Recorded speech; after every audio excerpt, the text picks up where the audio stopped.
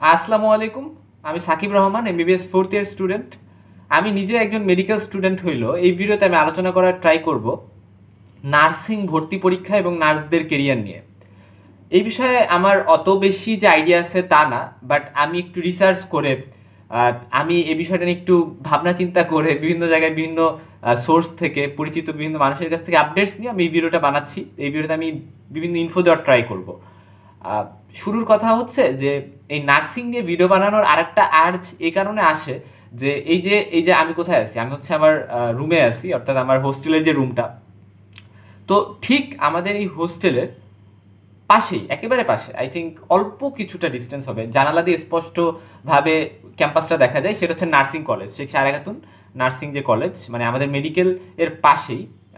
Just একটা দেয়ালের difference, একটা দেয়াল আছে, তারপরেই ওদের হচ্ছে গিয়ে নার্সিং কলেজ। সো সারাক্ষণ জানলা দিয়ে তাকালেই নার্সিং কলেজের হোস্টেল। তো এই বিষয়গুলোর কারণে আসলে আমার কাছে মনে হয়েছে যে নার্সিং নিয়ে একটা ভিডিও বানাই, যে অ্যাকচুয়ালি নার্সদের কি সুযোগ সুবিধা আছে বা নার্সিং কেরিয়ারটা কেমন। আহ, অনেকেই আসলে মেডিকেল সেক্টরের সাথে থাকতে চায়, হয়তোবা তাদের মেডিকেলের স্বপ্নটা পূরণ হয় না, কিন্তু বা তাদের জিপিএটাও কম, কিন্তু তারা কোনোভাবে ডক্টর বা ডক্টর অ্যাসোসিয়েটেড বিষয়ের সাথে থাকতে চায়। মেডিকেল সেক্টরটা কিন্তু একটা কম্বাইন্ড টাস্ক, অর্থাৎ যখন একটা অপারেশন হয়, অপারেশনে কিন্তু একজন সার্জন একা কাজ করে না, তার সাথে অনেকগুলো হেল্পিং হ্যান্ড থাকে। এখানে নার্সরাও কিন্তু অনেক হেল্প করে। ঠিক একইভাবে দেখা যায় যে একটা ওয়ার্ডকে যদি সামলাইতে হয়, সেখানে অনেকগুলো নার্সের প্রয়োজন হয় বা মিডওয়াইফের প্রয়োজন হয়। সো এই যে পোস্টগুলা বা এই যে নার্স বা মিডওয়াইফ, এদের কন্ট্রিবিউশন আসলে অনেক, এবং এরা অনেক কন্ট্রিবিউশনে যেভাবে করে, আমার কাছে মনে হয় কেরিয়ার হিসেবে এটা কিন্তু ভালো একটা কেরিয়ার। মেয়েদের ক্ষেত্রে স্পেশালি অনেক ভালো একটা কেরিয়ার, এবং ছেলেদেরও কিন্তু স্বল্প পরিসরে কিছুটা সুযোগ আছে এখানে। আচ্ছা, যাই হোক, তো কথা হচ্ছে নার্সিং ভর্তি পরীক্ষা সাধারণত 100 মার্কের একটা ভর্তি পরীক্ষা হয়। আমরা জানি মেডিকেল ভর্তি পরীক্ষা 100 মার্কের হয়। কিছুদিন আগেও নার্সিং ভর্তি পরীক্ষা হয়েছে, এবং সেই ভর্তি পরীক্ষাটা আমাদের ক্যাম্পাসেও হয়। তো 100 মার্কের ভর্তি পরীক্ষা হয় 1 ঘন্টার মধ্যে, 1 ঘন্টা 60 মিনিট টাইমে। এবং এখানে নার্সিংয়ের মধ্যে আবার আমরা জানি ভাগ আছে, যে বিএসসি নার্সিং একটা কোর্স আছে, তারপরে হচ্ছে আহ, তারপরে নার্সিং সায়েন্স অ্যান্ড মিডওয়াইফারি, তারপর হচ্ছে শুধু মিডওয়াইফারি, এরকম 3টা টাইপের আই থিঙ্ক কোর্স চালু আছে। তো তার মধ্যে যে কোনো একটাতে সিলেক্ট করতে হবে, আচ্ছা আমি এই কোর্সটাতে যাবো। সাধারণত বিএসসি নার্সিং যেটা, এটা বেশি প্রচলিত, এটার দিকে মানুষ বেশি যাওয়ার টেন্ডেন্সি থাকে। এবং এটা সম্ভবত 4 বছরের একটা কোর্স, আমি যদি ভুল না করি, আমার ইনফরমেশনে কিছুটা ভুলও হইতে পারে, হ্যাঁ। বাট স্টিল আমি একটা রাফ ধারণা দেওয়ার ট্রাই করতেছি, হ্যাঁ।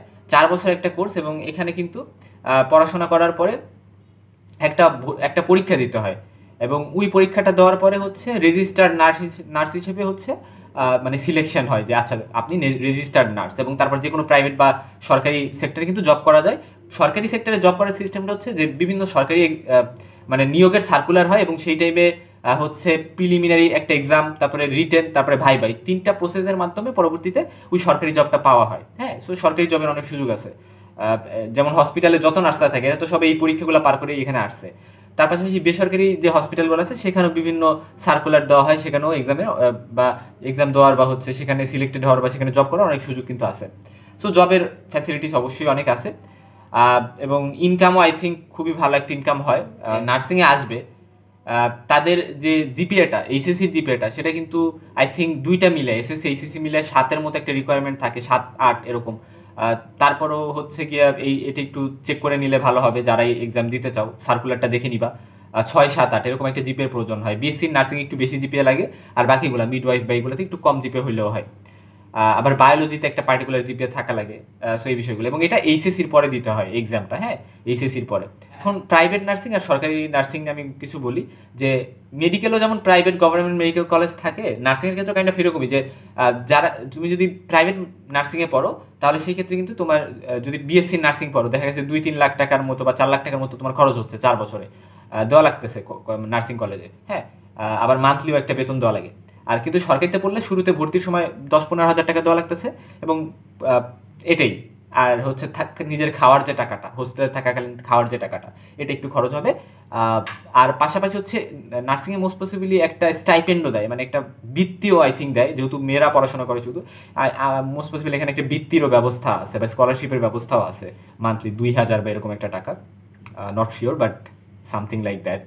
আচ্ছা, তো এটা একটা বিষয় গেল যে প্রাইভেট আর সরকারির মধ্যে ডিফারেন্স, এবং আলটিমেটলি প্রাইভেট সরকারিতে যেখান থেকেই পড়া হোক না কেন, পড়া শেষে কিন্তু ওই সেম প্রসেসের মধ্যে দিয়ে যেতে হবে, যে একটা রেজিস্টার্ড নার্স হিসেবে এস্টাবলিশ হওয়ার জন্য একটা পরীক্ষা দেওয়া লাগবে, এবং তারপরে হচ্ছে সরকারি বা বেসরকারি বিভিন্ন জায়গায় জব করার একটা অপরচুনিটি তৈরি হবে।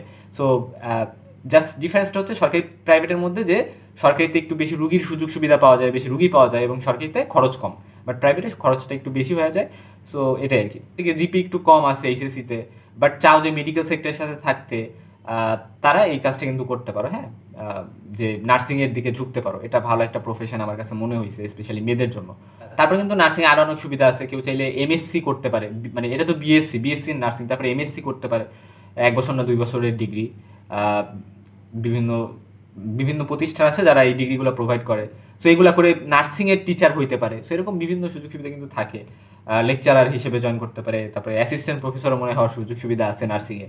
আমার এই ভিডিওটা দেখার পরে কারো কাছে যদি মনে হয় যে আচ্ছা আমি নার্সিংয়ে পড়তে চাই, তাহলে কিন্তু তুমি এই নার্সিংয়ের বিষয়টা নিয়ে রিসার্চ করতে পারো, আরও ঘাটাঘাটি করবা, ইউটিউবে আরও সার্চ দিবা, ভিডিওস দেখবা। বাট এই ভিডিওটা করার উদ্দেশ্য ছিল আমার এটা, যে আমার ভিডিও দেখে এইচএসসি বা এসএসসির অনেক বাচ্চা কাচ্চা আছে, সো তাদেরকে আমি অ্যাটলিস্ট এইটা সম্পর্কে একটা ধারণা দিতে চাই। কারণ অনেকেই আমি দেখছি তারা নার্সিং সম্পর্কে কিছুই জানে না।